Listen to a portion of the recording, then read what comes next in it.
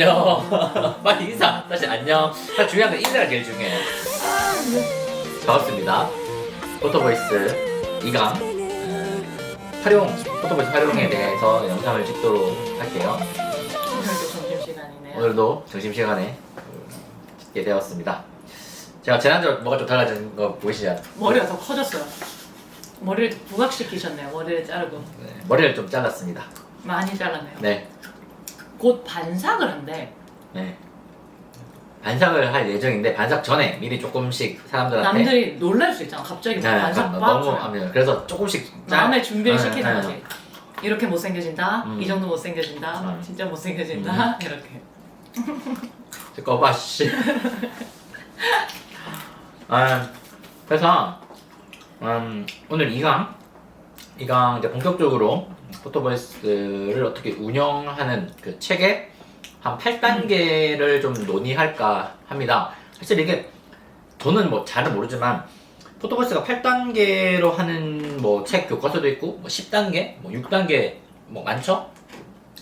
아닌가요? 맞아요. 그죠? 그래서 꼭 8단계는 라츠? 음. 라츠의 책 어딨죠? 라츠 책? 잠깐. 홍보해줄 필요 없어요. 우리 책도 아닌데. 아 그치. 이건 알파님 안 돼. 포토보이스 책이 한국에 몇 개 있죠? 한국에 딱 2권 있어요. 근데 자꾸 다른 한 권을 소개해주면 우리 게 되겠어요? 안 되겠어요? 그래서 우리 것만 다 먹어는 막간을 이용해서 우리 것만 이렇게 들고 아, 이게 우리나라에서 지금 한글로 된 포토보이스 책이 딱 2권 있는데 하나는 저희 책과 다른 하나는 라츠 책이에요. 그럼 나 하나 더 할 생각이에요. 많이 하세요. 많이 하세요. 라츠 책이 있는데 라츠 책에서는 그 8단계로 포토보이스를 운영을 하고요. 제가 봤던 다른 머티리얼에서는 10단계로 운영을 하는 머티리얼도 많이 봤고 6단계도 있고 사실 제 생각으로 한 4단계도 해도 될 것 같긴 해요. 그래서 아마 저희가 워크샵 푸켓평 수업은 워크샵을 할 거예요. 워크샵 하실 거죠? 네. 워크샵에서는 아마도 한 4단계 내지 3단계로 줄여서 할 예정이고 저희 교과서에서는 한 8단계로 이 책에서 우리 책에서 한 8단계로 설명을 해놨고요. 아마 라츠의 방식을 그대로 차용해서 저희가 어떤 예시까지 드러났고 아마 다음 주는 이 예시 부분을 좀 더 할까 해요. 그래서 해놨는데 그래서 뭐 포토보이스를 꼭 8단계로 해야 되냐, 뭐 6단계로 해야 되냐, 10단계로 해야 되냐라는 논의는 사실상 조금 무의미한 논의입니다. 왜냐하면 상황에 따라서 그리고 대상자에 따라서 맥락에 따라서 조금씩 그것이 달라질 수가 있기 때문에 그렇지만 오늘은 뭐 국내에 있는 교과서 2권에 8단계가 다 돼 있으니 8단계씩으로 한번 해볼까 합니다. 커닝페이퍼예요? 네, 컨디페이퍼 제가 잘 몰라서 이렇게 아 진짜 수업도 저렇게 열심히 준비 안 하면서. 네, 저 수업 열심히 안 하죠. 그래서 종지야 너 교수님 수업 대면으로 몇 번 들었니? 한 번도 하지. 한 번도 못 들었지? 수시로 마음대로 올려. 줌 링크도 막 아침에 올라오고 이러지. 10분 전에. 그렇게 하면 안 돼요. 미리 좀 올려주고 좀 준비를 시켜야지. 아니 10분 전에 올라오는 게 뭐가 문제지? 아니 뭐 그 전에 왔더 뭐 30분 전에 올라있으면 그 전에 가서 앉아 있을 거야? 그것도 아니잖아. 요즘에 들어오는 애들도 있어요. 그럼 쓸데없는 짓을 왜 미리 해요? 이렇게 체크도 하고. 그리고 사람한테 쫙 세팅이 돼야지 마음이 편안하지. 응, 뭐 가끔 올리는 거 까먹기도 하잖아. 수업 있는 거 까먹기도 하고. 네. 나랑 예전에 밥 먹고 있었는데 전화 왔잖아. 교수님 수업 안 해요? 이러는 거. 수업인 거 몰라가지고 밥을 먹으러 갔던 거야. 그런 적도 많아.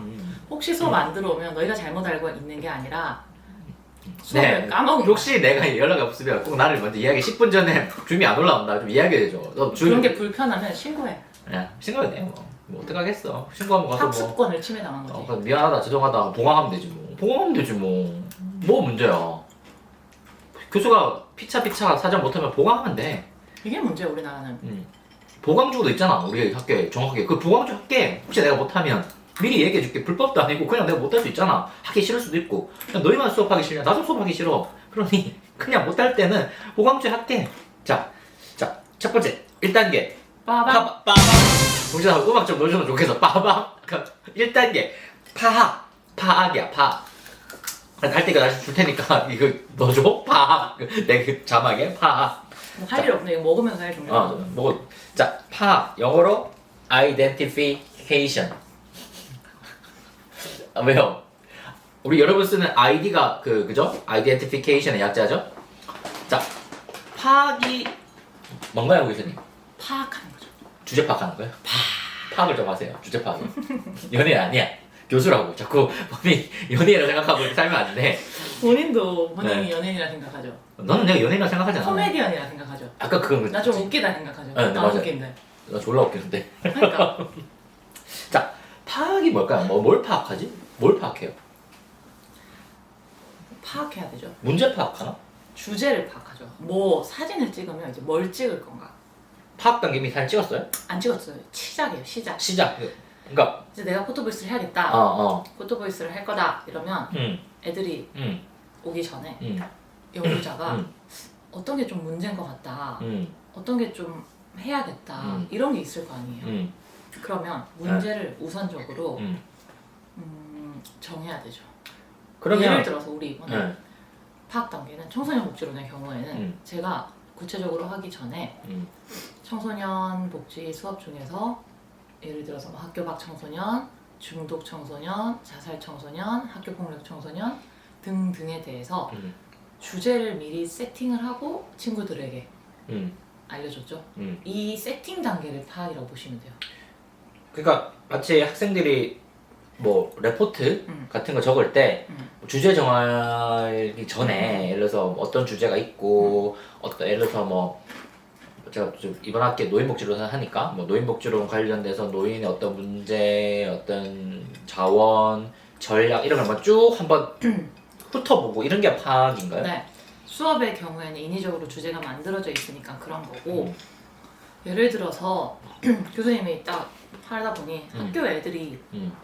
뭔가 문제가 있더라, 음. 안전하지 못하더라 음. 라고 하는 거를 생각을 한 거죠. 음. 그래서 얘들이 안전하지 못한 것 같은데 어떻게, 언제, 왜 안전하지 못하지? 이러한 것들을 좀 생각을 해볼 거 아니에요? 음. 그리고 사람들을 모아가지고 뭔가 사진을 찍어보자 라고 하기 전에 통계도 찾아보고 신문기사도 찾아보고 하면서 이게 진짜 문제긴 하네, 이게 정말 심각하네, 이런 식으로 뭔가를 파악을 하겠죠. 그렇게 돼서 문제도 심각하고 근데 사람들의 생각, 사람들의 눈, 사람들의 목소리가 많이 다루어지지 않은 문제네? 라고 하면 오케이 시작하자 되는 거죠. 그러면 우리가 예를 들어서 조사론 같은 수업에서도 어떤 이슈에 대해서 우리가 판단할 때 문헌을 찾아보는 경우도 있고 통계 자료를 찾아보는 경우도 있고 전문가를 찾아서 그 지식을 습득하는 경우 아니면 대상자, 클라이언트를 찾아서 직접 만나서 이야기를 해서 찾는 경우 혹은 미디어를 통해서 찾는 경우 이 모든 게 다 파악 단계로 네. 활용할 수 있겠네요. 네. 어, 그리고 포토보이스에서 제일 중요한 게 음. 지난 시간에 뭐라고 했죠? 세 글자? 포토에서 제일 중요한 거요? 몰라요 설마? 사진기? 뭐야? 공. 아, 공차기? 진짜 축구 못한다? 자살골 넣는다? 축구 진짜 못하죠? 근데 못할 것 같아요. 꿈은 뭐예요? 꿈은요? 음. 드림. 아니 뭐가 되고 싶어요? 저 꿈은요? 자주 말하는 거. 손흥민. 손흥민 되고 싶대.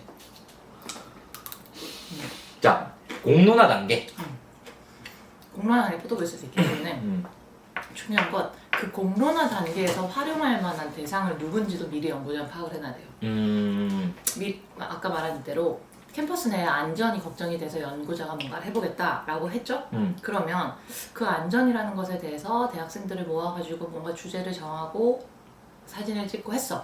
그러면 이후에 공론화 단계에서 이 내용을 전달할 만한 사람이 누가 있는지 미리 섭외도 하고 미리 파악도 하고 예를 들어서 그 공론화 단계 7단계인데 7단계 가서 이야기하면 안 돼요? 아니 그러니까 파악 단계에서 공론화에 나오는 사람을 파악해야 된다. 근데 그게 파악하는 게 꼭 공론화 단계에 있는 사람을 미리 좀 해야 돼요. 그래요? 왜냐면 거기에 포커스를 맞춰서 옹호하는 활동이나 어떤 확산하는 활동을 하는 주 목적이 거기에 있는 연구들도 있거든요. 질문. 그러면 그 여기에서 처음에 타겟팅 처음에 시작할 때 파악 단계에서 공론화 예를 들어서 뭐 경찰, 시장, 구청장 생각을 했어. 근데 하다 보니까 다른 사람도 들어올 수 있잖아요. 그러면 바꿔도 돼요. 근데 미리 그런 파악이 없이 만들어지면은 최종 목적이고 포토보이스의 가장 꽂힌 공론화 단계에서 일이 순서적으로 안 될 수가 있으니 연구자들은 기본적으로 라츠를 포함해서 이 오영삼 원민도 공론화 단계를 위해서 대상을 파악할 필요가 있다라고 이야기를 하고 있어요. 아, 좋은 책이네요. 네. 좋은 책이네요. 이게 다 있어요, 이 내용에? 있어요. 여기 다 있어요? 네. 아, 여기 다 있다요. 편집할 때 여기 막 좀 이렇게 빠 이러면서 이 얼굴 새까맣게 만들고 여기만 이렇게 쫙 이렇게 좀 해. 그지? 자, 그러면 두 번째 단계로 한번 넘어가 봅시다. 자, 빠밤 모집, 모집, 인비테이션, 인바이트, 초대를 하는 거죠. 뭐 누굴, 날, 누굴 초대해? 이제 사진을 찍을 주제를 정했으니까 그 주제에 대해서 사진을 찍어줄 사람을 모아야겠죠. 그 대상자 모으는 거야? 네, 대상자 모으는 단계가 모집이에요. 와, 그럼 와요? 네, 그렇게 하고도 오기도 오겠죠. 학생들 와 하면 어떤데? 그렇게 하기도 하고 그 문제에 그 찾은 주제에 가장 자신의 이야기를 잘 표현해 줄 수 있는 또 그 문제와 관련해서 지금까지 그 목소리를 잘 드러내지 못한 또는 그 문제를 이야기하는 데 있어서 가장 그 문제에 대한 전문가, 여기서 말하는 전문가는 뭐 우리가 흔히 말하는 전문가, 프로 이런 게 아니라 가장 자기 자신의 문제에 대해서 잘 안다고 여겨지는 사람. 예를 들어서 뭐 우리 학교 근처에 간만동, 용호동, 대연 1, 2, 3동에 대해서 제일 잘 아시는 뭐 아이, 노인, 뭐 사람 네. 뭐 그런 그 생활 전문가를 말하는 거죠. 네. 캠퍼스 내의 안전, 학교 내 원룸가의 안전 이런 걸 이야기할 때 우리가 대통령을 불러놓거나 부산시장을 불러놓거나 총장님을 불러도 몰라요 사실. 아무 생각 없지. 왜냐면 원룸에 살아본 적이 없겠죠? 없겠죠. 대학 아마도? 앞에? 그리고 있다고 하더라도 그분들이 원룸에 살던 그 시대와 지금은 달라진 게 너무 많아요. 맞아요. 그리고 아이들이 특히나 요즘은 코로나19 이런 걸로 인해서 많이 원룸에서 생활하는 아이들이 없기도 하고 예전만큼 대학가 앞에 원룸가가 북적북적 거리는 분위기가 아니기도 해요. 코로나 때문에? 네. 그렇기 때문에 지금 이 상태를 가장 잘 알아줄 수 있는 사람은 그 안에 직접 살고 있는 대상자겠죠. 좀 외람된 질문이지만 하지 마세요, 여러분. 아니요, 외람된 질문이지 마죠. 이게 뭐 치안 이런 거에 대해서 굉장히 잘 아시는데 그걸 뭐 제가 사회복지계에서 드론 관련한 논문을 쓴 연구자 중에 한 명이거든요. 아, 그래요? 다른 한 명 누군지 모르겠어요. 어쨌든 그 사람도 부경이 있다고 제가 들었어요. 그런가 봐요. 네. 참 밉상해요.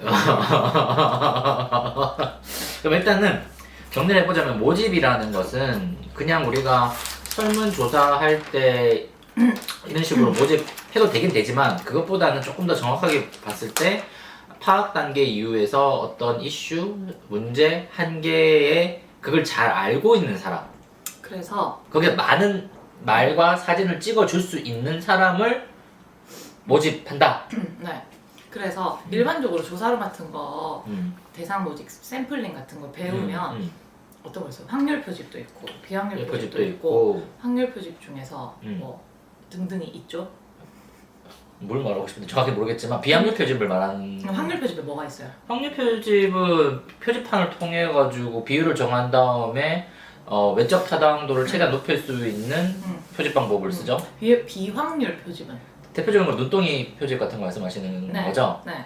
의도적 표집. 네, 의도적 표집. 그러한 것들을 있는데 포토보이스에서는 사실 확률 표집을 많이 쓰진 않아요. 질적 연구니까 그렇지 않을까요? 네. 그리고 특히나 비확률 표집 중에서도 의도적 표본 수집 방법을 많이 사용을 해요. 네. 그리고 그렇게 함으로써 진짜 그 문제에 알고 있는 대상을 연구자가 보고 의도적으로 그곳에서 그 장소에서 그 집단 내에서 찾아가지고 가는 목적으로 많이 활용을 하기 때문에 확률 표집이나 뭐 이런 걸 쓸 수도 있어요. 아예 불가능한 건 아니에요. 하지만 비확률 표집을 통해서 볼 때 그 문제의 전문가들을 정말 잘 모아서 문제를 다룰 수 있기 때문에 모집 방법에선 주로 비확률 표집을 많이 쓰고 있죠. 우리가 이야기를 할 때 조금만 더 이야기를 좀 하고 합시다.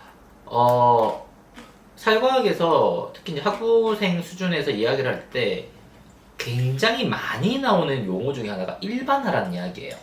일반화. 종자 너 들어봤지? 일반화, 일반성. 근데 자꾸 특히 뭐 복지는 좀 덜한데 행정 영역에서는 뭐 경제 영역도 마찬가지고 일반성이라는 말을 굉장히 좀 많이 씁니다. 특히 행정 영역에서는. 근데 일반성이라는 말이 되게 착각을 하면 안 돼요. 마치 일반성이라는 것이 뭐 금과 옥조와 같은 진리 내지는 그것이 되게 중요한 개념이긴 하지. 그것이 꼭 그렇게 돼야 된다라고 생각하는 건 착각입니다. 전혀 다른 이야기예요. 아마 조사론 시간에도 이야기를 했고, 뭐 제가 하는 다른 1년의 수업에도 이야기를 했지만, 일반성은 사회과학을 특히 데이터만 이야기할게요. 사회과학 데이터에서 바라보는 한쪽일 뿐이에요. 그러니까 굳이 말하면 오른손 정도예요. 오른손만 있을까? 아니, 왼손도 있죠. 일반성이 있고요. 효과성이라는 개념이 있어요. 다르게 말할까요?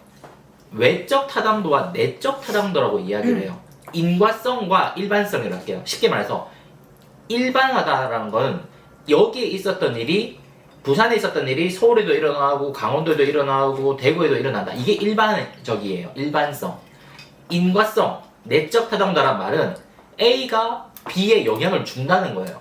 술을 먹으면 술이 최고, 칼에 맞으면 피가 나고, 담배를 피면 몸이 나빠지고, A 때문에 B가 일어난다는 이건 인과성, 내적 타당도로 이야기하는데 이 두 가지가 극단적으로 흐르면 같아지지만 상당 수준에서는 달라요.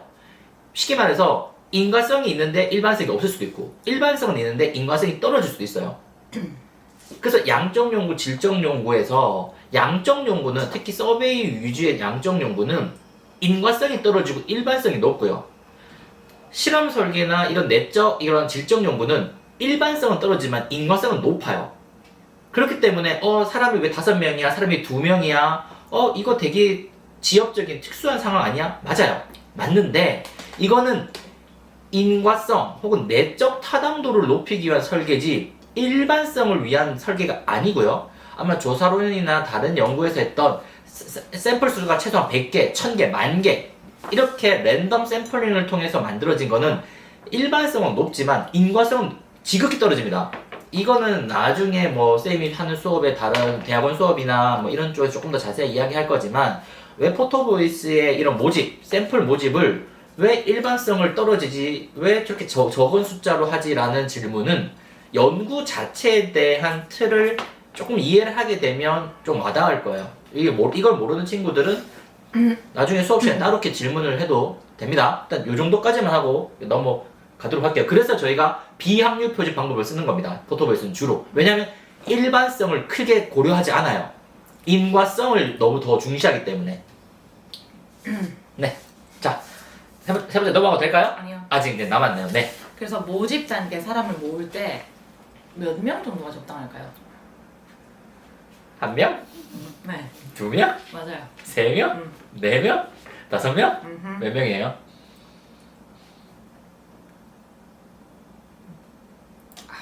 우리 포토보이스에 참여하는 친구 한 명이. 네.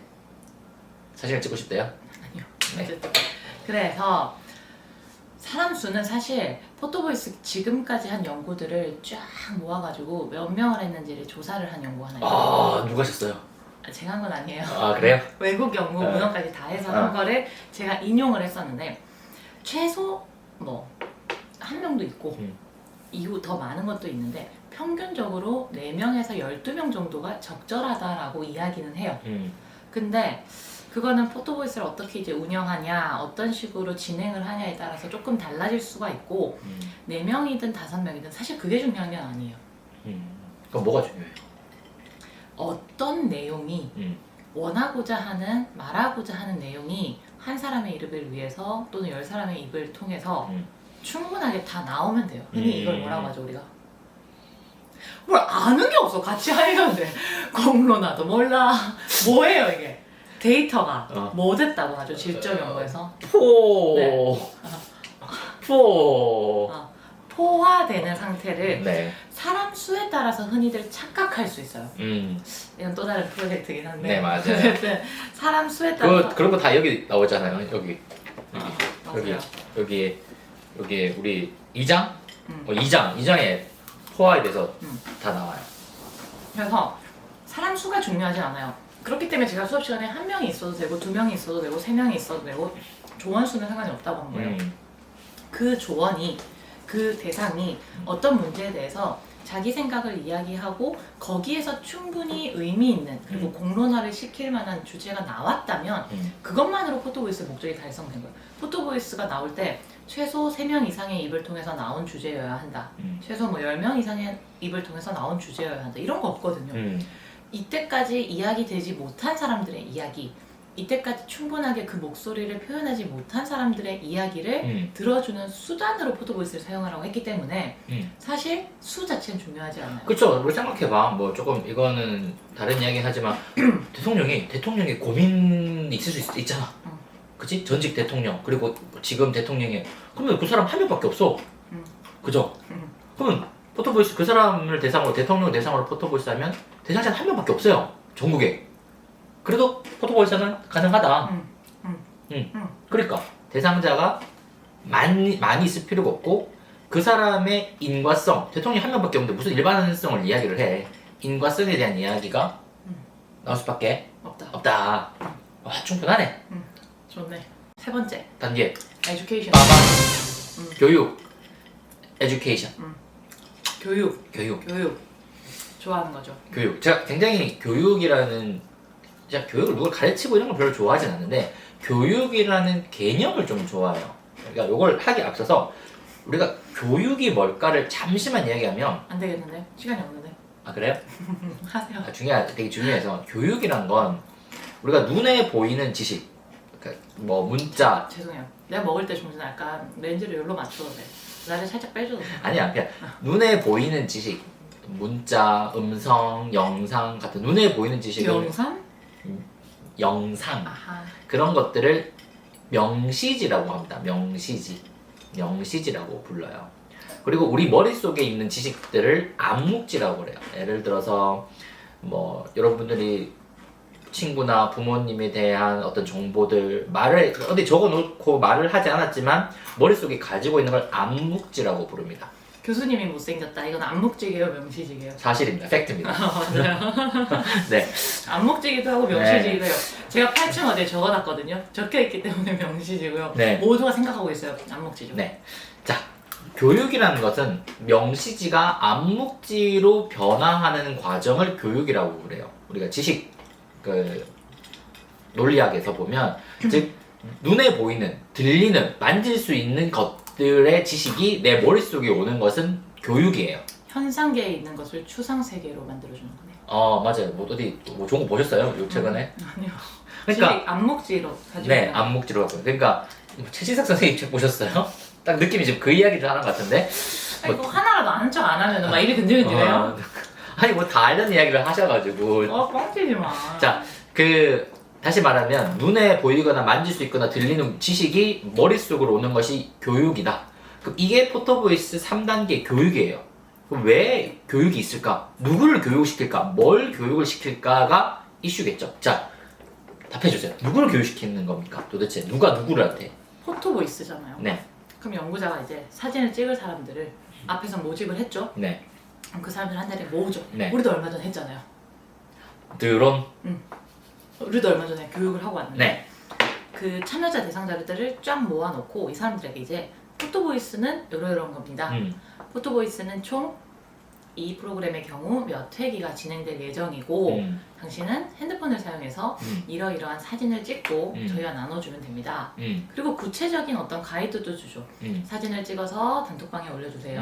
사진에 대해서 몇 장 이상으로 찍어주세요. 몇 장 이내로 찍어주세요. 사진에서는 사람 얼굴이 나오면 안 됩니다. 인터넷에 있는 사진을 가져오시면 안 됩니다. 그냥 뭐 그림 사진이나 아무거나 이렇게 찍어가지고 여러 장 개수 떼우시면 안 됩니다.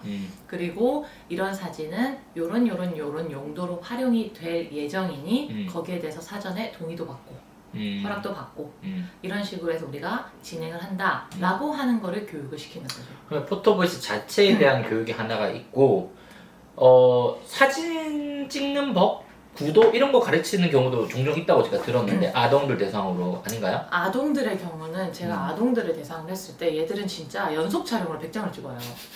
진짜 죽일 수도 없고 진짜 연속 촬영으로 100장을 찍어온 애들이 있고 그냥 자기 친구 콧구멍 찍어오고요. 친구 눈 이렇게 찍어오고요. 친구 입 찍어오고 막 이런 식으로 해요. 그래서 사실 걔들한테 장난스럽게 찍어 오거나 의미 없게 찍어 오거나 이런 거를 하지 말라고 가르치기는 해야 돼요. 근데 별 의미는 없어요. 그래서 뭐 연구자에 따라서 방법을 다르게 쓸 수는 있는데 저 같으면 그냥 하고 싶은 거 마음대로 찍으라고 해요. 그리고 나서 도와주는 우리 조교들이나 학생들, 우리 지희가 지희가 없었나? 아무튼 지희가 있었을 거예요. 그래서 지희가 도와주고 애들 사진 골라주고 또 그런 작업들을 통해서 그 중에서 또 얻어 걸리는 것들이 한두 개가 있거든요. 그렇게 뽑아내는 거고 구도나 방향을 안내하라고 하는 책도 있어요. 근데 저는 그렇게 안 해요. 그거는 저는 별로 그렇게 좋진 않은 것 같아요. 왜냐면 어떤 대상을 봤을 때 구도를 어떻게 잡고 어떤 대상을 봤을 때 뭐 색감을 어떻게 맞추고 이거는 사실 촬영하는 사람의 의도나 생각이나 태도가 거기에도 다 반영이 되어 있거든요. 근데 뭐 구도는 멀리서 잡아주시고요. 너무 가까이서 찍지 말고 이러면 그 가까이 찍음으로써 그 사람이 원하는 그 사람이 이야기하고 싶은 것들이 있었을 거예요. 그래서 구도나 뭐 방식이나 빛 이런 것들은 아주 기본적으로 너무 색깔이 안 나오면 안 되니까 너무 물건이 작으면 안 되니까 이런 식으로 이제 이야기를 하는데 예전에 제가 책에서 하나 본 거는 이주 여성들이 미국에서 이제 혼자 일하고 사는 그런 고된 삶? 이런 것들을 이야기하는데 이 사람이 사진을 진짜 넓은 들판에 그냥 여자 하나 이렇게 일하고 있는 그 모습을 찍어 온 거예요. 그래서 처음에 연구자가 너무 멀다, 너무 가까이서 찍어 와줬으면 좋겠다 라고 이야기를 하니까 참여자가 그랬대요. 이 지금 찍은 이 모든 땅을 내가 해야 되는 그 일의 범위래요. 그래서 그거를 다 보여주기 위해서 나는 이렇게 일부러 찍었다고 이야기를 한 거예요. 이런 것처럼 구도나 어떤 거리나 이런 게 다 의미가 있을 수 있고 거기에 의미가 담겨 있을 수도 있어요. 물론 없는 경우도 있어요. 그거는 연구자의 역량에 따라서 잘 골라내야 되는 거죠. 그래서 그런 식의 교육들. 그래서 아주 기본적인 교육만 시키면 돼요. 이 연구 방법 자체가 연구자 중심의 연구 방법이 아니죠. 뭐 중심의 연구 방법이죠? 참여자 중심. 네, 참여자 중심의 연구 방법이기 때문에 참여자가 주인공이 되어야 되고 참여자가 의도한 대로 참여자가 사실 연구를 이끌고 가도록 하는 게 맞아요. 그래서 기본적으로 만약에 카메라 셔터를 누르는 걸 모른다 그러면 그 정도 가르쳐 주는 거고 핸드폰 카메라를 찍고 어떻게 전송하는지 모른다 그 정도를 알려주는 거지 구체적으로 이것 찍으세요 이것 찍으세요 이것 찍으세요 이런 식의 교육은 2단계에서 일어나는 게 아니죠. 다음. 그러면 교육 어떻게 보면 만약에 이런 걸 다 아는 대상자 네. 그죠? 그러면 우리가 처음 시작할 때 OT를 통해서 일정 정도 교육이 진행되거나 아니면 뭐 사진 찍는 법을 굳이 가르칠 필요 없거나 그러면 교육 단계는 생략도 가능하겠네요? 대상에 따라 생략이 가능하지만 기본적으로 우리가 말하는 그 참여자 동의서 갖고 참여자에게 질문 있을 때 자유롭게 질문하고 하는 것들을 하세요라고 하는 것도 여기서 이루어지거든요. 그래서 가끔 노인분들이나 이렇게 하면 조그만 책자 같은 걸 만들어요. 그래서 거기에 연구자 대상, 정보 적어놓고 궁금한 경우 여기로 연락하세요. 카메라 찍는 법 이렇고 찍으셨을 때 이렇게 하세요. 주의사항 뭐 얼굴이 나오지 않게 하세요. 이런 거를 만들어서 드리기도 해요. 그리고 사실 갑자기 사진 찍으세요라고 하면 좀 다들 당황스럽고 낯설거든요. 그래서 거기에서 이런저런 질문들을 받는 거죠. 뭔가 참여자를 모집했고 주제를 정하기 전에 구체적으로 찍을 내용을 정하기 전에 사람들에게 오리엔테이션 비슷하게 우리 수업할 때도 오리엔테이션 비슷하게 하는데 사실 수업도 오리엔테이션 안 해도 큰 문제는 없잖아요. 그렇죠. 근데 하는 건 큰 방향이나 어떤 진행되는 그 의사소통 과정, 상호작용의 방법 등에 대해서 안내를 함으로써 참여자들이 덜 혼란스럽게 하는 거잖아요. 그런 목적과 비슷하다고 보시면 돼요. 오케이, 알겠습니다. 뭐 이 정도까지 하면 뭐 기본적으로 교육이 어떻게 진행되는지 알겠고 자, 네 번째 단계 뭐죠? 기록. 다큐멘테이션. 다큐멘터리. 기록. 다큐. 뭘 기록해요? 뭐 기록하는 거예요, 그냥? 나 뭐 우리 많이 적어놨는데 뭘 기록해요? 기록에선 크게 두 개가 있어요. 큰 게. 만약에 교수님한테 학교 안전에 대해서 찍어오세요 라고 하면 뭐 찍을 거예요? 어? 뭐 찍을 거예요? 학교 온 애들한테? 아마 학교 안전에 대해서 찍어오세요 라고 하면 어떤 걸 찍을 거예요? 일단 오토바이죠. 막 달려가는 오토바이들 막 찍고. 네. 그치, 그거만 찍어올 거예요? 난 그게 제일 위험해. 안전이라고 하는 단어를 던져줬을 때 그 단어에 대해서 각자 생각하는 게 달라요. 아, 맞아요. 그렇겠죠? 맞아요. 나도 그렇잖아. 우리가 그 왜 다르죠? 왜 다르죠? 보여달라요. 말할 기회를 줄게요. 계속 아는 척 못했잖아. 동일 기표를 다른 기로 받아들이기 때문에 음. 우린 다르게 생각합니다. 이 말 하고 싶었어요. 네, 계속하세요. 아유, 다행이다. 음. 그래서 어쨌든 다르단 말이에요. 근데 첫 회기 때 사람들이 찍어왔는데 그 사진에서 서로 이야기를 주고받고 거기에서 뭔가 공통적인 것을 찾아내서 이후에 분석 단계에서 분석을 해야 되는데 너무 다르면 그리고 주제가 명확하게 정해져 있지 않고 그냥 왜 우리도 그렇잖아. 시험 범위가 여기서 여기까지다 라고 하는 거랑 시험 범위 1학년 때부터 4학년 때 배운 거 다 이렇게 하면 혼란스럽잖아요. 꽤 올라와요. 난리 나요 진짜. 네. 그렇게 한번 해봐요. 그럼 바닥을 찍을 수도 있는데. 나 시험을 안 보니까.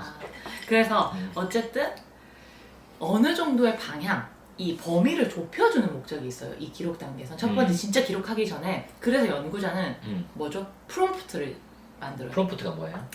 약간 그 뭐죠? 프롬프트가? 지시서? 가이드? 지시서 가이드처럼 뭔가 이렇게 질문을 주는 거예요. 예를 들어서 학교 다닐 때 안전하지 못한 이유는 네모다. 그럼 네모에 대해서 맞는 거를 좀 찾아와 보세요. 이렇게 하기도 하고 학교 생활하는 데 있어서 당신이 불편한 건 무엇입니까? 이런 거 예를 들어서 행정복지학부의 최고의 소모임은 땡땡이다. 그럼 우리 셋 다 다른 말 할 거 아니야. 종기에는 뭐 모국이, 여기는 오라, 나는 SSF 다 각각 다른 얘기 할 거 아니야. 그죠? 네. 네.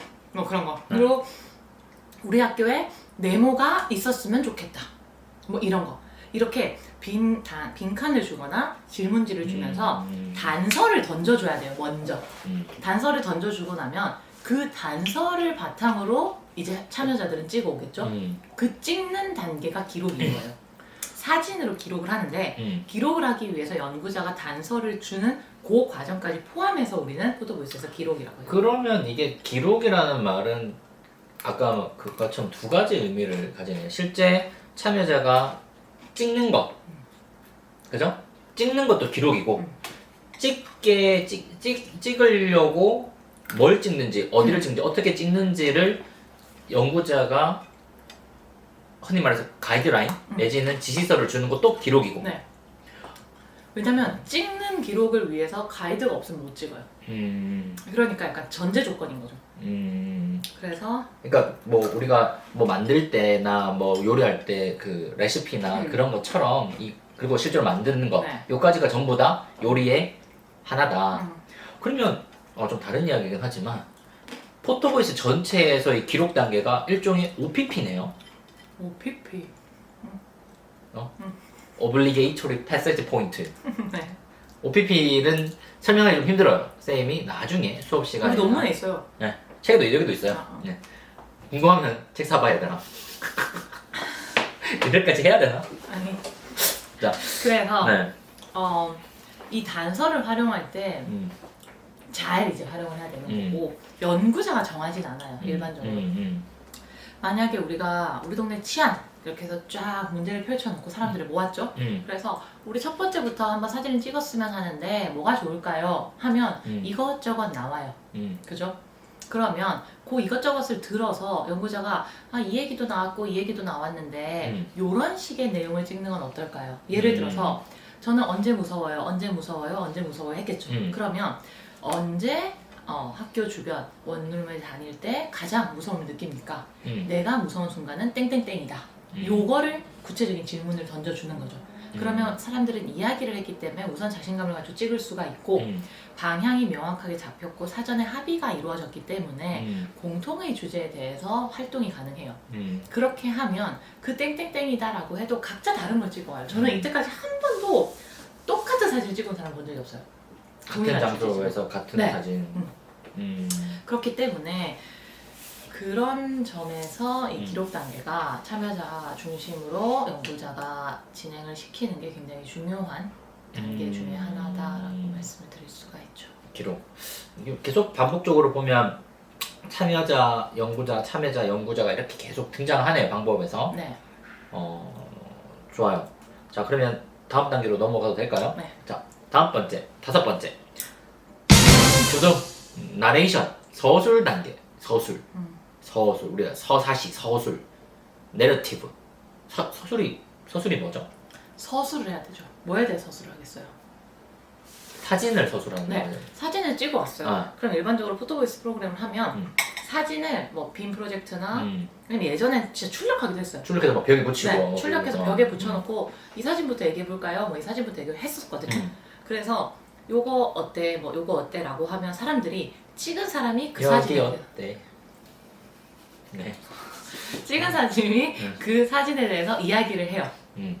뭐 이 사진은 뭐 어떻고요, 어떻고요, 음. 어떻고요 이렇게 해요. 음. 그래서 그 내용들을 바탕으로 사진에 대해서 그냥 우리가 사진 하나 갖다 놓고 이거 뭐예요? 이러면 아 이거 학교 앞이에요. 끝나잖아요. 그러니 이 서술 단계에서 중요한 건 연구자가 어떤 특정 질문 기법을 가지고 있어야 돼요. 그래서 그 질문 기법을 활용해서 사진에 대해서 많은 이야기를 뱉어내도록 하는 게 중요한데 대표적인 질문 기법이 두 개가 있죠. 뭔데? 좀 몰라요. 하나는 쇼드 기법이고 아, showed. 하나는 포토 기법이에요. 네, 뭔데요? 이게 질문의 첫 글자를 따서 한 건데 저도 다 못 외워요. 그래서 쇼드 전략은 쇼라고 하는 그 첫 번째 show? 글자 이 사진에서 뭐가 보여요? 라고 먼저 물어보고 봐요. 그리고 두 번째가 이 사진에서 무슨 일이 있었냐고 happen 물어보고 그 다음이 이 사진이 당신의 삶과 어떤 관련성이 있어서 이걸 찍어 오셨어요. 그리고 왜 이런 일이 생길까요? 그리고 이거를 통해서 이 문제를 이해한다면 어떤 사회적 영향을 기를 수 있을까요? 이거를 이런 식으로 어렵게 질문을 하진 않죠. 요 맥락에서 왜 찍었고 당신의 삶과 무슨 관계가 있고 이 장소에서 당신은 어떻게 문제를 해결할 수 있고 요런 거에 초점을 맞춰서 각각의 사진에 대해서 질문을 하기도 하고요. 포토 기법은 이 사진을 설명해 보세요. 이 사진에서 무슨 일이 있었나요? 왜 이 사진을 찍었나요? 이 사진이 당신의 삶에 대해 뭘 말해주나요? 우리 문제와 관련된 이 사진이 어떻게 삶을 개선시킬 수 있는 기회를 제공할까요? 라고 하는 5가지 질문이에요. 그래서 쇼드를 많이 사용하기도 하고 포토 기법을 사용하기도 하고 대부분의 포토보이스 연구들을 보면 본 연구는 쇼드 기법을 활용해서 참여자들의 서술을 이끌어냈다. 그러면 사실 이게 적절한 이게 맞닿아 있는지는 잘 모르겠는데 실천 기술론에서 하는 질문 방법하고 좀 비슷한 게 좀 많네요. 네, 맞아요. 실천 기술론 수업을 들어보세요. 지금 이걸 다 말할 수가 없으니까. 네. 막간이 계속 수업 광고, 수업 홍보. 그래서 그 기법을 이용해서 하면 사람들이 이제 이야기를 하죠. 단순히 학교에서 찍었어요. 그냥 이거 무서워서 찍었어요. 이게 아니라 이 사진을 왜 찍었어요? 뭐라고 하고 이 사진에서 혹시 무슨 일이 일어나고 있어요? 이렇게 하고 이 사진이 찍은 게 우리 문제와 어떻게 연관성이 있어요? 당신의 삶과 어떤 연관성이 있어요? 학교 생활과 어떤 관련이 있어요? 이렇게 구체적으로 물어보면 그 내용에 대해서 미처 생각하지 못했던 거를 말을 하면서 생각을 하게 돼요. 그 뭐죠 그게? unknown none. unknown none. 종현이가 좋아하겠네요. 종진 알지? unknown none. 내가 알고 있었던 걸 모르는 상태. 그런 거 있잖아. 내가 어떤 사건이나 어떤 사람을 알아. 근데 평상시에는 그 생각을 해본 적이 없어. 그러다가 갑자기 그 생각이 떠오르는 거야. 맞다. 나 그때 가봤다. 맞다. 나 그거 했었다. 맞다. 나 거기 그거 먹어봤는데. unknown none이죠. 넌 언너는 뭐가 있죠? 넌 unknown. 내가 모른다는 걸 내가 알고 있다는 거예요. 종진아, 예를 들어서 너 뭐 통계 풀 수 있어? 내가 어떤 문제 주면? 그치? 네가 모르잖아. 통계 잘 모르잖아. 그걸 네가 알고 있다는 거야. 모르는 걸 알고 있다고. 넌너는 뭐예요? 네? 넌넌 뭐? 내가 못생긴 걸 알고 있어요. 맞아. 언넌 내가 애꼬라지. unknown 정확히 이거예요. 2019년 12월 전까지 우리는 코로나가 발생할 거라는 사실조차도 몰랐어요. 코로나라는 것이 발생할 수 있다는 그 자체도 모르는 거. 그래서 unknown. 미인지된 무지예요. 모르는 것조차도 모르는 상태. 이거 다 있죠, 이 책에? 진짜 내 허리도 언넌이었어요. 네. 블랙스완. 블랙스완. 블랙스완. 네. 블랙 3. 네, 백수. 자, 그런 것들. 그러니까 unknown 같은 경우에는 블랙스완하고 일맥상통해요. 혹시 나심 탈레브의 블랙스완이라는 책을 혹시라도 기회가 있으면 한 번 정도 보는 걸 추천해 드립니다. 굉장히 내 반서재. 반서재예요? 반서재구나. 스탑. 자, 여기 보면 책이나 이렇게 보면 교수님께서 여기 뭐 자막 달기, 글쓰기 뭐 이런 거 있는데 이게 무슨 말이에요? 사진에 대해서 제목을 붙여달라고 하기도 해요. 서술을 할 때. 네. 왜냐면 사람들이 막 길게 얘기는 하지 않아도 예를 들어서 얼마 전에 굉장히 제가 포토보이스인데 좋은 제목이 하나 나왔거든요. 뭔데요? 원룸촌에 사는 여학생들이 언제 어디서 내가 무서움을 느끼냐라고 하는데 원룸 건물은 따닥따닥 붙어있잖아. 창문을 열면 반대 집이 너무 가까이 붙어있는 거야. 네. 무섭잖아요. 네. 근데 이 친구가 이 사진을 찍고 제목을 어떻게 붙였는지 아세요? 가까이 더 가까이? 뭐 그런 식으로 가까운 이웃, 가까운 우리 사이 이런 식으로 붙였어요. 그러니까 진짜 가까운 우리 사이가 좋아서 붙인 게 아니에요. 근데 이 친구는 이 가까움이라는 것을 역설적으로 반어적으로 이렇게 표현을 하면서 뭔가 자신이 느끼는 그 불안감, 공포감을 표현을 하고 싶었던 거예요. 그런 식으로 제목 달기도 해요. 그리고 가끔은 글 밑에 한 줄씩 두 줄씩 서술해 달라고 해요, 우리가. 그러면 거기에서 짧게 이 사진에 나온 아까 포토 기법이나 쇼트 기법 통해서 길게 이야기하는 게 아니라 딱 그 사진으로 자기가 떠오르는 그 심상을 한두 줄로 적어요. 그런 식으로 자막을 달기도 해요. 그러면 사진을 아까 뭐 어떤 아이들 뭐 100장, 20장, 30장 막 사진 다 해요? 찍는 거? 다 인원수가 많이 없고 만약에 시간이 허락이 된다면 뭐 다 하기도 해요. 근데 인원수가 많고 주어진 시간이 작고 충분히 대상자들 제일 중요한 건 참여자들이 사진에 대해서 각각 한마디씩 할 수 있어야 돼요. 그만한 시간이 나올 수 있을 만큼 사진의 양을 조정하면 돼요. 예를 들어서 뭐 1시간 안에 해야 된다. 1시간 안에 해야 되고 사람이 5명이다. 그랬을 때 한 명당 뭐 10분씩 이야기를 한다면 10분 한 장당 뭐 3분이다. 그럼 석 장밖에 못 하겠네요. 그렇죠? 이런 식으로 계산을 하는 거네요. 그렇게 하고 뭐 추가적으로 시간 조정이 필요하면 또 조정하기도 하고 그런 식으로 진행을 하죠.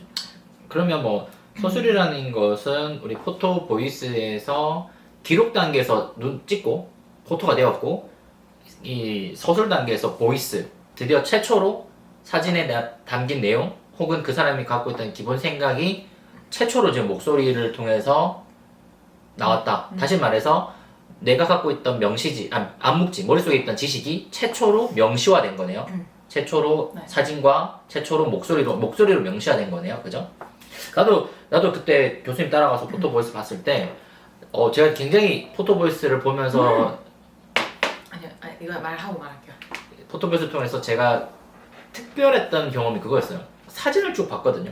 사진을 봤을 때 이게 어떤 사진들을 뭐 범주화시킬 수 있잖아. 비슷한 테마끼리, 비슷한 유형끼리.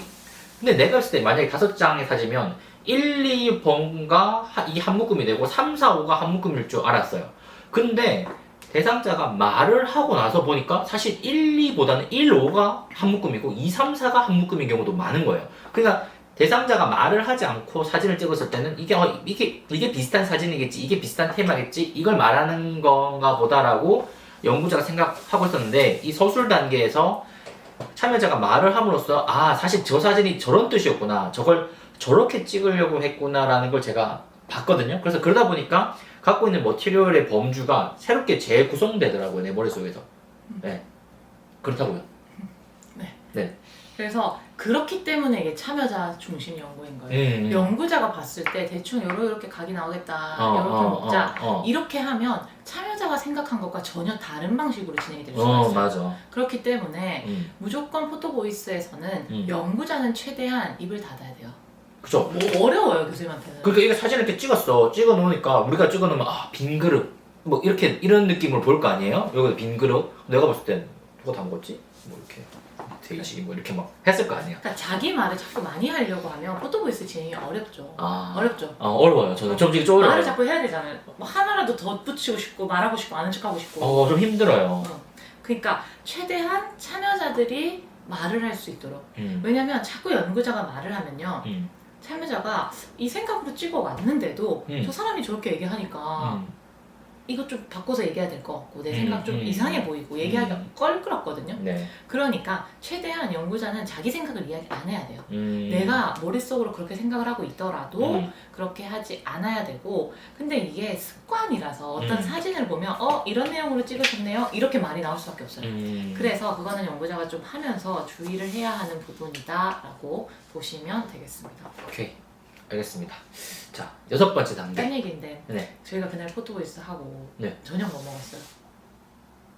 뭐 먹었더라? 아구찜. 진짜 맛있죠? 나도 딴 얘기지만 비싼 맥락이지만 부산대보다 부경대 음식점이 다 맛있어요. 정말 다 맛있거든요. 유일하게 정말 유일하게 아구찜이 제일 맛있어요. 아구찜은 부경대 앞에 따라갈지 못해. 부산대를 혹시 부경대 중에 아구찜 맛집을 알면 좀 알려줘 우리한테. 댓글 좀 달아줘. 우리가 웬만하면 다 가봤거든? 나 아구찜 되게 먹고 좋아하는데 맛이 없어. 맛이 없어. 근데 부산대 아구찜 맛있더라. 거기 깜짝 놀랐어. 우리 기대도 안 했잖아 사실. 맨날 우리 부산대 갈 때마다 음식이 되게 맛없거든. 이거 혜진이 안 봐야 되는데 이거 부산대 교수님이 안 아니, 봐주시 나는 맛있었어. 맛이 없어. 자, 6번째 난 단계. 너무 좋아. 넘어갑시다. 나 요즘 화요일마다 맛있는 거 먹어. 6번째 넘어갑시다. 6번째 단계. 관념화. 뭐지? 아이디에이션. 관념화는 자기 쉽게 지금 말해서 무슨 모르겠어. 어려워 이거. 자료 분석 단계예요. 좋아하는 거, 잘하는 거. 네. 자분. 네. 자료 분석 단계예요. 통계에서 자료 수집 쫙 하죠. 네. 그래서 에스페스 쫙쫙쫙 돌리죠. 음. 뭐 스테이터나 이렇게 돌리죠. R. R 책 소개 한번 할까요? 할까? 그 책 어딨지? 저 안에 있어. 아니 서랍에 여기 여기요? 자 한번 열어보세요. 제일 밑에 어디 여러 가지 받은 책들 넣어놨는데 위에 있다. 막간에서 친구 책도 소개해주고. 자, 이거 정혜준 교수님 편지 써줬어요. 부산대학교 행정학과 정혜준 교수가 제 친구예요. 되게 언니기도 하고 이렇게 여기 막 이렇게 예쁘게 막 글도 써주고 저자 이렇게 직강하고 사인 저자 사인과 글도 있고 R을 통한 조사 방법론 A to G. 괜찮아. 우리도 포토보이스 A to G 하나 해볼까? A to G 그래서 이렇게 우리한테 줬고 혹시 R 좋아하고 R 통해서 조사 방법론을 공부하고 싶은 친구들은 부산대학교 행정학과 정혜진 교수의 사회조사 방법론 R을 이용한 논문 작성 A to G. 책 하나 소개 더 할 게 있어요. 저기 사회복지 개론 한번 들고 와보세요. 너무 막하자. 좀 공평해야지. 이상한 사람이야. 왜 그래 진짜. 어딨지? 개론 꺼내놨나? 밖에 봐봐요. 안쪽에 없어요? 제일 밑에 없어요? 아니면 좀 마스크 옆쪽? 옆에? 밑에 옆에? 종자 멈춰라. 있다. 어. 있다. 자. 난리다. 잠깐만. 잠깐 열어봐. 네. 이거는 저 여기 옆에 있는 밑에 계시네. 위에 있죠. 김은영 교수님 9층에 계시는데요? 아니 저기 경성대. 경성대까지 소개할 필요는 없고 그냥 김은영 교수님이 쓴 사회복지 개론이야 얘들아. 그래서 이 책도 있어. 그래서 어쨌든 그래서 여기 교수님 편지도 있어. 그래서 사회복지 개론 수업 듣는 친구들은 책을 사서 샀겠지? 몰라. 나 관심 없어. 나 내 책만 사면 돼. 일단 나 내 책만 사면 돼. 이게 뭐야. 어쨌든 그래서 그렇습니다. 그러니까 책이 자료- 많네요. 이번에 우리과 우리 전공에서 다 책을 냈네. 그러게요. 셋 다 책을 냈네요. 놀랍네요. 저희 교수님은 우리 몰라. 그래서 이게 아니라 이제 자료 분석 관념화. 자료 분석 단계다. 그래서 관념화는 자료 분석 단계예요. 자료 분석 단계는 이제 사진이 사람들 거 모으면 한 주에 한 30개가 나오거든요. 네. 그러면 한 5주차랑 150개가 나와요. 그러면 그 150개를 공론화를 시키고 결론을 제시를 해야 되는데 150장을 그냥 쫙 시간 다 됐어? 괜찮아? 쫙 펼쳐두고 설명하기에는 전하기가 어렵잖아요. 네. 그러면 그 150장의 사진 중에서 공통적으로 아까 금방 교수님 말씀하신 1번, 5번, 3번은 A그룹 그다음에 2번, 6번, 10번은 B그룹. 이런 식으로 묶어내는 과정이 관념화예요. 근데 왜 관념화라고 쓰냐면 그 묶어내는 건 뭐가 정해져 있지 않아요. 여기에서 뭐 바탕화면이 흰색인 사진 A로 묶어주세요. 뭐 사람이 등장한 사진 B로 묶어주세요. 이게 아니라 다양한 이야기들을 통해서 어떤 주제가 딱 나오면 아까 말한 그 암묵지, implicit knowledge요? implicit knowledge. 그래서 그 암묵지를 통해서 머릿속에 있는 관념이 있을 거예요. 보이진 않지만 그것을 중심으로 묶어가는 거예요. 그래서 요 내용은 요런 식의 내용인데 이러한 사진들을 여기 한번 넣어보는 건 어떨까? 그렇게 참여자들과 같이 할 수도 있고 일반적으로는 연구자가 그러한 회기들을 다 끝내고 나서 본인이 이야기를 통해서 주고받은 내용들을 기반으로 묶어내기도 해요. 뭐 일종의 질적 연구에서 띵 찾는 거가 네. 비슷하고 양적 연구에서는 데이터에서 구조 방정식에서 잠재 변수 만들어내는 것과 비슷한 거네요. 네. 이거 몰라도 돼요. 어차피 학부생들은 잘 모르는 영역이니까. 어쨌든 데이터 자료에서부터 어떤 개념을 이렇게 끄집어내는 단계가 관념하다. 근데 이게 수학 공식처럼 딱딱딱딱딱 돼가지고 되는 것이 아니기 때문에 마치 어떤 팝업, 이게 아하 포인트처럼 모르는 부분도 있고 어떤 생각이 뭐 다른 영역에서는 어떤 띠은 어떤 주제는 5개 사진, 어떤 사진은 어떤 주제는 10장의 사진 이렇게 다양하게 올라오기 때문에 이거를 관념, 아이디어화 시킨다. 그래서 관념하다라는 이야기. 그래서 잠깐 짧게 예를 들어보면 만약에 알코올 중독자들을 대상으로 포토보이스를 하면 알코올 중독으로 인해서 자신의 삶에 부정적인 영향을 끼친 게 뭔가요? 뭐가 어렵나요? 이렇게 물어봤을 때 한 수백 장의 사진이 나와요. 그러면 한 부분은 가족과의 관계 단절이 어렵고 하나는 자식들과의 갈등 이러한 것들이 어려울 수도 있고 하나는 경제적인 활동을 더 이상 하지 못하는 거에 대한 어떤 좌절 그리고 더 이상은 직장 생활을 할 수 없어서 사회적인 기능 수행에 어려움을 겪고 그 다음에 자신의 건강 자체가 나빠져서 그 건강에 대한 어떤 좌절 이러한 것들처럼 보이는 그 주제들이 여러 사진을 공통적으로 모았을 때 한 주제로 묶이는 경우들이 이렇게 발생을 하거든요. 100 몇 장의 사진을 이렇게 5개의 주제에 맞추어서 묶어 넣는 게 관념화죠. 그러면 이때 관념화 시킬 때 사진만 하는 것도 아니고 사실 담화도 그렇게 하지 않나요? 담화도 하기는 하는데 사실 그렇게 하는 게 원칙적으로 원리를 봤을 때는 맞아요. 근데 포토보이스에서는 기존의 질적 연구에서는 아무래도 담화나 서술을 그쵸. 가지고 했기 때문에 서술에 좀 더 포인트를 맞춰왔고 포토보이스 연구자들은 기존의 서술을 분석을 하다가 사진을 접하니까 좀 더 이게 의미 있는 자료원처럼 느껴져서 여기에 좀 더 초점을 맞추고 담화 자체를 이렇게 끌고 가는 경향이 있는 것 같아요. 저 역시도 그렇고. 그래서 사실 담화로 맞게 주제를 찾고 그 담화에 서포트를 해줄 만한 사진을 넣어도 돼요. 그리고 거꾸로 사진을 하고 얘를 서포트할 담화를 집어넣어도 돼요. 이건 조금 더 연구적인 영역이라서 그지? 우리가 이 활용이나 학부 수준의 내용은 아닐 것 같고 거기에 대해서는 나중에 또 책을 쓰셔야 되잖아요. 이 부분에 대해서는 이 관계에 대해서는 그죠? 번역을 해야 돼요. 네, 뭐 하시고 자 이제 7번째 럭키 세븐 발표 프레젠테이션 발표 잘하시죠? 아니요. 뭐 저번에 막 칭찬 받았잖아. 뭐 그 발표 나가셔서 저도 봤어요 유튜브로 막 발표하시는 거 잘하시던데. 그럼 네 발표. 일치월장 괄목상대 했다고 저는 생각합니다. 내전에 비해서. 예전에 잘했어요 나. 아니 더 진보했다고요. 더 진보할 게 없죠. 미쳤나봐. 발표인데 네. 발표하는 거죠.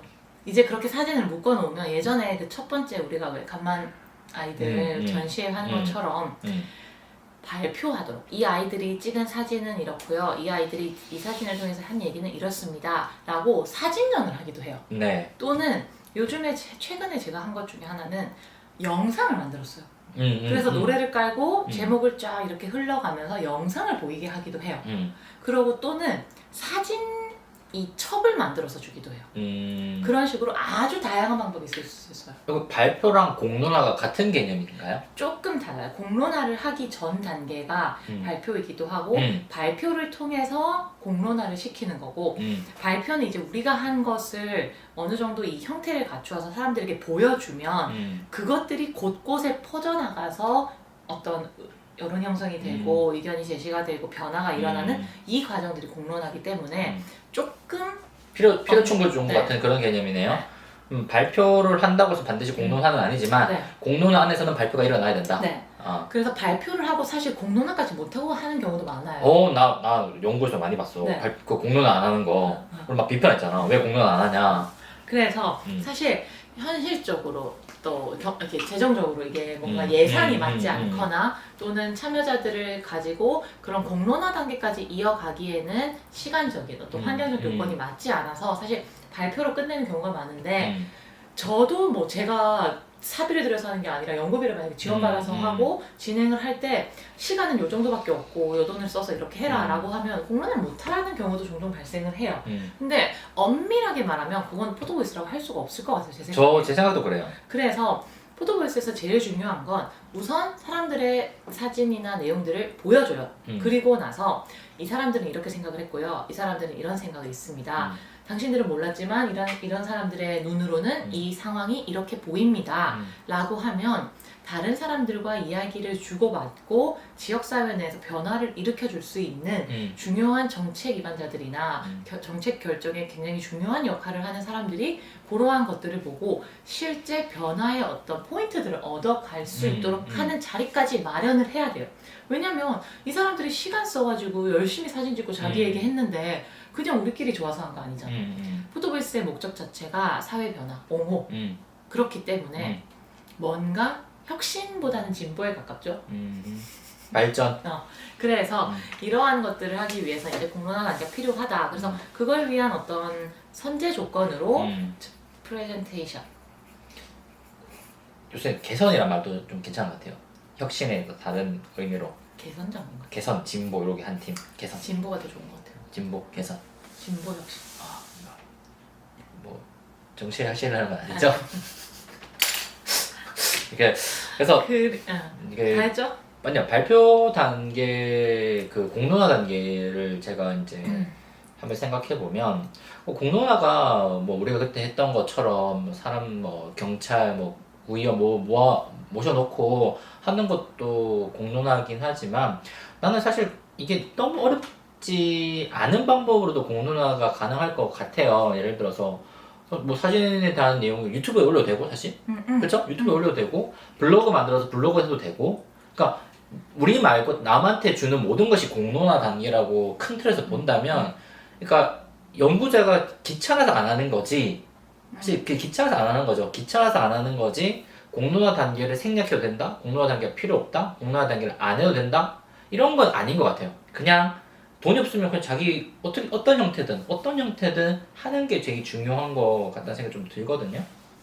그래서 이제 발표를 하고 나면은 그 이후에 공론화 단계를 포괄하는 어떤 내포하는 의미인 확증 단계가 있어요. 그 확증 단계는 발표를 하게 되면 아까 말씀드린 대로 주요한 어떤 관련 당사자들이 참여를 해서 그걸 보죠. 유튜브 영상을 보기도 하고 사진전을 통해서 보기도 하고 영상제를 통해서 보기도 하고 포스터 같은 거를 만들기도 하거든요. 그렇게 해서 그거를 보게 되면 이 사람들이 이런 문제가 이렇다고 이렇게 말씀을 하셨네요. 이런 거는 이렇게 개선을 하겠습니다. 만약에 한다면 참여자들은 내가 의도한 대로 이 사람에게 받아들여졌는지를 그 과정에서 확증하는 거예요. 잠깐만. 그러면 조금 이걸 확증 단계로 넘어가기 이전에 이 발표 단계를 생각해 보면 이런 거지. 자, 내가 참여자야. 내가 부경대생 참여자야. 여기가 연구자, 교수고 총장님이라고 치자. 예를 들어서 내가 우리 학교에서 불편하게 느끼거나 위험하게 느낀 대표적으로 오토바이 막 가는 거 막 이런 걸 찍고 이야기를 하고 여기서 논의한 이야기가 지식이 이렇게 전달되고 이 지식을 통해서 사진과 담화가 만들어져서 이 공론화 단계에서 막 총장님 모셔가지고 우리 이게 위험해요 좀 고쳐주세요 하게 되면 지식이 이런 식으로 흐르고 다시 지역사회 전체에서 어떤 무언가 제도나 시스템이나 도구나 물질이 만들어져 와서 다시 나한테 이렇게 영향을 미칠 거 아니에요? 그럼 포토보이스가 말 그대로 내 눈에서부터 참여자인 내 눈에서부터 목소리가 되어서 이렇게 전체로 목소리가 퍼져나가는 이런 형태로 지식 흐름이 퍼져나가는 거네요. 네. 그죠? 그래서 포토 보이스가 되고 공론화하는 이유가 여기서 끝내는 게 아니라 여기 즉 학생과 연구자로 끝나는 것이 아니라 총장님 더 나아가서 구청장님 시장님까지 이렇게 쭉 가게 만드는 이게 포토 보이스의 목적이다.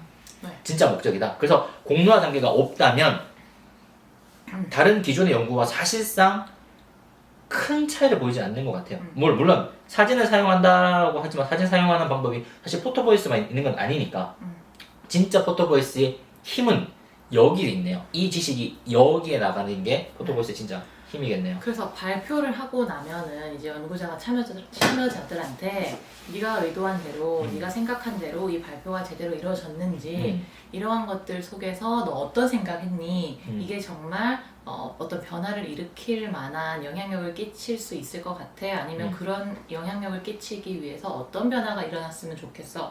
등등을 물어보고 그 과정에서 참여자들은 보이지 않는 효능감을 가지게 되겠죠. 내가 변할 수 있다. 내가 만들 수 있다. 본인이 찍은 사진이 어떤 지역사회 내에 자신의 삶의 변화에 있어서 하나의 자극제가 될 수 있다는 점은 그 개인, 그러니까 우리가 처음으로 돌아가면 대상자는 굉장히 취약계층이에요. 대상자는 기존에 본인의 목소리를 크게 내지 못한 사람인데 이러한 과정을 통해서 나라는 존재가 이러한 활동들을 통해서 사람들에게 영향을 끼칠 만한 보이스를 가지고 있는 사람이구나 라고 하는 거를 연구자는 이 확증 단계에서 확증 단계 해줘야 돼요. 8단계 마지막 단계 확증. 네. 그래서 사회복지의 성격과 굉장히 비슷하죠. 이게 단순히 문제 있다 하고 일러주고 끝나는 게 아니라 한 개인이 어떤 문제를 인지하고 해결하고 그걸 넘어서 자신이 그런 문제를 변화시킬 수 있는 충분한 역량과 자원을 개발할 수 있는 능력을 가지고 있기 때문에 하나의 지역사회의 구성원으로서 임파워먼트. 설 수 있는 I 기회를 can do it. 제공하는 거죠. 내가 낸다. 그래, 네가 니다. 그러면 마지막 단계 확증 단계라는 것은 쉽게 말하면 이 일이 끝나고 나서 내가 얼마나 가치 있는 사람으로 느껴졌고 이 프로젝트가 얼마나 괜찮은 프로젝트였으며 우리 사회가 아직도 살만한 사회고 나는 그 사회의 일원이다 느끼게 하는 어떤 그러한 자기인식. 저는 그게 제일 중요하다 생각해요. 그래서 제가 간만 프로젝트 같은 경우에도 제 개인적으로는 굉장히 잘했다고 생각을 하거든요. 잘하셨어요. 굿. 굿드. 그렇기 때문에 왜 그러냐면 다른 걸 떠나서 이렇게 이모티콘 있더라고. 다른 걸 떠나서 끝나고 나서 학생들이 여기서 학생들을 해봤자 초등학생들이에요. 초등학생들이랑 그 이제 발표해서 영상을 띄우고 거기에서 막 이런 사람들이 와가지고 하고 끝나고 나서 자기들한테 마이크를 주고 올라와서 한마디씩 하라고 했어요. 그러니까 애들이 그랬어요. 이렇게 제가 찍은 이야기를 와주셔서 들어주셔서 너무 놀랬어요. 근데 너무 감사합니다. 이런 말들을 했어요.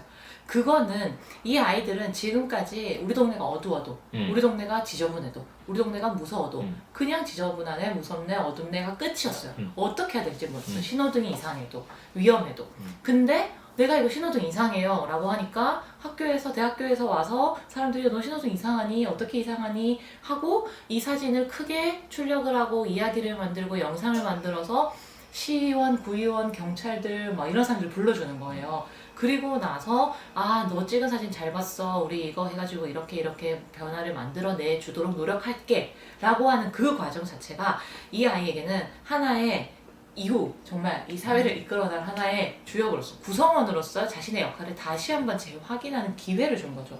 그래서 맞아. 나도 할 말 있어. 콧구멍 이만큼 나 갑자기 이 생각이 났어. 나도 말을 못했지만 사실 우리 학교를 위해서 포토보이스를 했지. 얘들아 쪽문을 가면 있잖아. 포토보이스 그거 아니야. 쪽문을 가면 쪽문 맞죠? 그 쪽문. 쪽문에 쪽문 있지. 그 앞에 편의점 앞에 있는 쪽문에 쪽문 있어. 조그마한 문이 있어. 그거 나가면 뭐지 무슨 하여튼 있어. GS 그 쪽문에 쪽문이 있다. 거기 가면 지금은 계단이 있을 거야. 계단으로. 그 원래 계단이 없이 그냥 길이었거든. 그때 옛날에는 거기 막 오토바이 다니고 난리 아니었어. 인도인데 인도에 오토바이 막 다니고 그래. 내가 인도. 사진도 찍고 인도. 학교에 막 올리고 석 달을 쌓았거든. 그래서 거기 계단은 내가 만들었어, 진짜로. 맞죠? 응. 내가 교육부에 막 우리 학생랑 같이 올리고 신고하고, 그래서 교육부가 우리 학교에 다시 만들어라 해서 그게 만든 게 그 계단이야. 쪽문에 쪽문. 작은 쪽문에 있는 계단이 쌤이 만들었어, 진짜로. 이거 알만한 사람 알아. 성우가 맞지? 성우기랑 함께 우리 힘을 모아서 우리가 만들었거든. 내가 그 끝나고 나서 효능감이 뿜뿜했잖아. 역시 내가 학교를 위해서 뭘 했다고. 성욱이 어디 있어요? 학교 있어요? 공부하고 있어요. 성우기 학교 공부하고 있어요.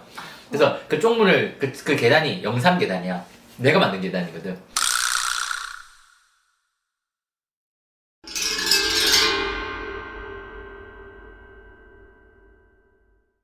그래서 그 계단을 지날 때마다 쌤 그 계단 때문에 거기에 오토바이가 안 다니거든. 옛날에 그 오토바이 다니고 난리 났어. 배달 오토바이 다니고 막 사람 부딪히고 막 그랬거든.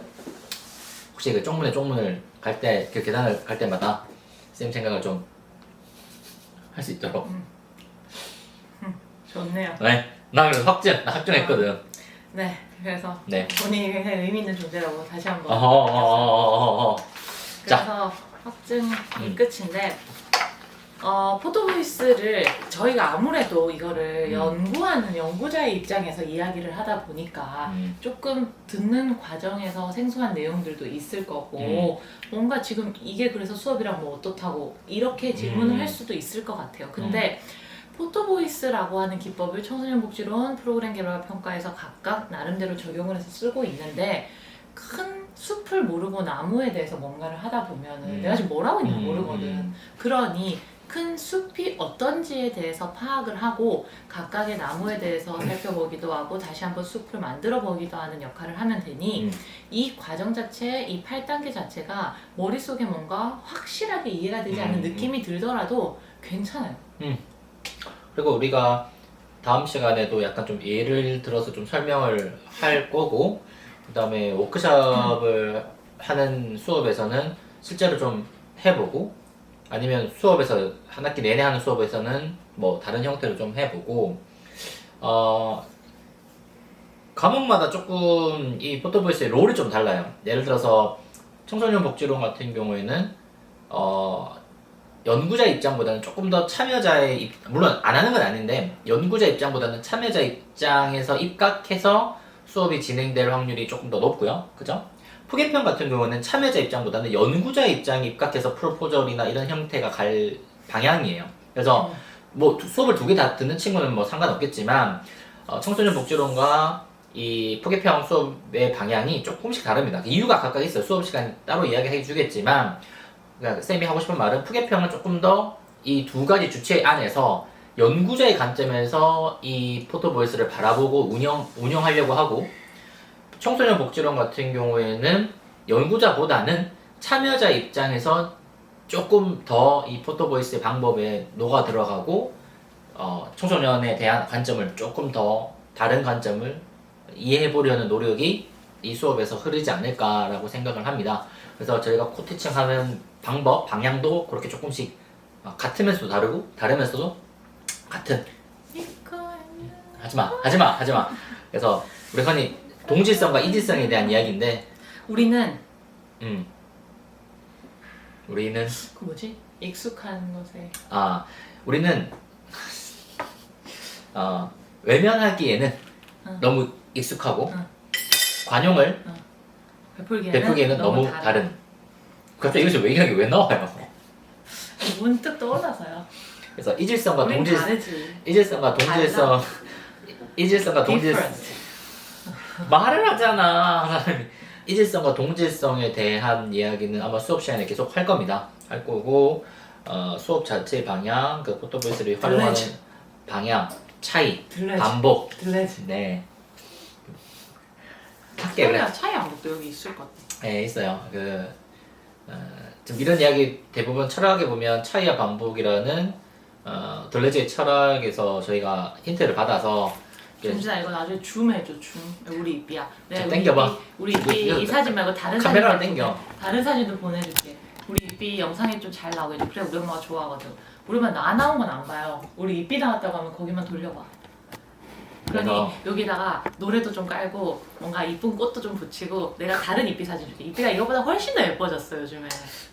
그래. 이걸 복지야 이것도. 어쨌든 다시 좀 풀면 돼. 어쨌든 우리가 이 수업 이번 학기 수업의 방향은 계속 이렇게 갈 거고 전반적으로 우리 포토보이스의 기본 내용은 이런 정도고 다음 주에는 아마 좀 더 예시 같은 내용 네. 좀 그래서 다음 주에는 장소가 바뀌죠. 뭔가 좀 바뀌 다음 주에는 그 전자칠판 416에서 한번 해볼까요? 네, 뭐 해볼까 생각합니다. 예시를 아니면 사진을 보여줘야 되기 때문에 네. 자, 이 정도 하고 네. 마치도록 하겠습니다. 네. 자, 안녕.